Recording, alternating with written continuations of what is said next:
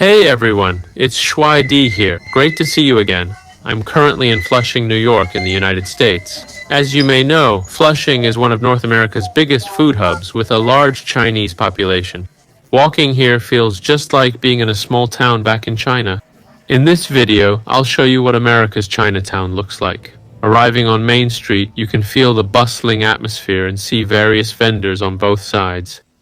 They're selling homemade drinks, candied hawthorns, clothes, you name it. Flushing's buses differ from China's. They run on a strict schedule.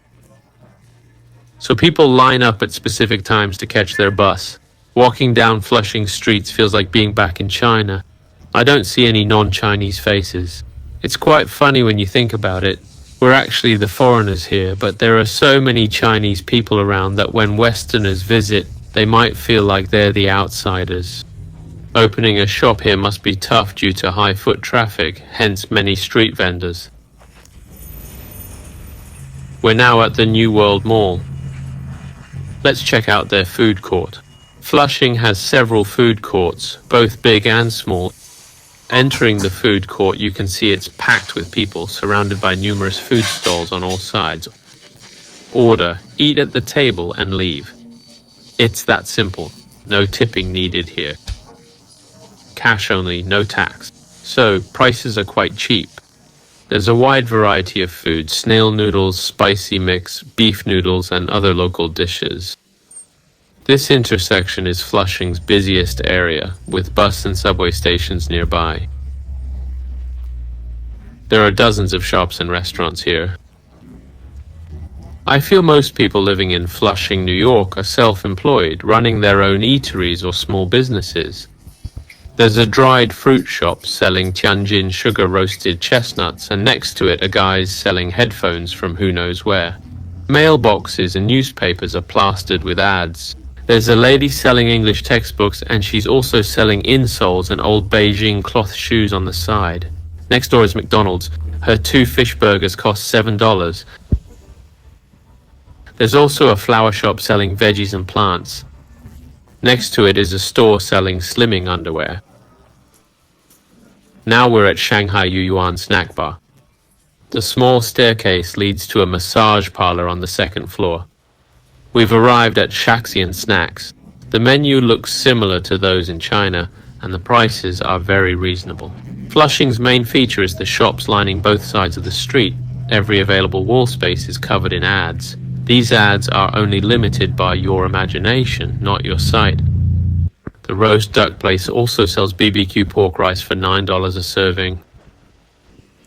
Being here feels like we've returned to China. The fruit shop is bustling, mainly because they sell fruits that Chinese people love. You can't find these fruits in regular American grocery stores. This foot massage is $20, which seems quite cheap. Other places might charge $30, $40. Walking around, most people's attire suggests they're not wealthy. Most wear cheap sneakers and clothes bought on discount from Taobao. I don't mean to discriminate.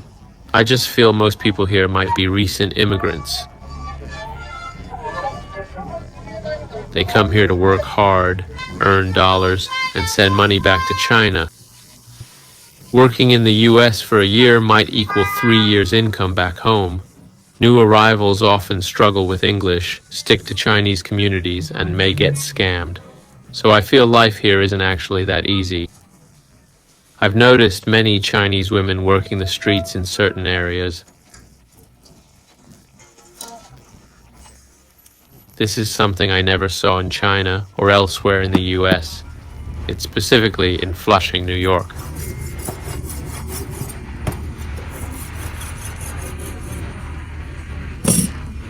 They come here alone, without support, relying entirely on themselves.